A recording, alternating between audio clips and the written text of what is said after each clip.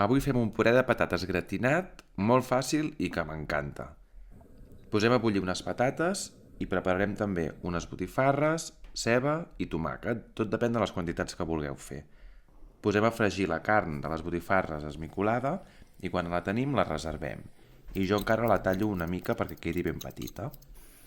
Posem a fregir la ceba i al cap d'una estona el tomàquet ratllat. Quan tenim això més o menys fet, hi posem la carn i ho integrem. Penseu que és un plat molt ràpid, molt senzill i molt bo. Amb les patates, quan ja són bullides, els hi traiem la pell i les posem en un bol amb mantega i sal. I ho aixafem tot.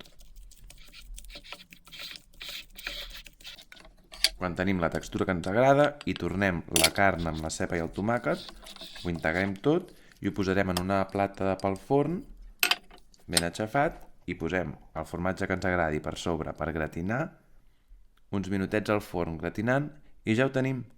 Bon profit!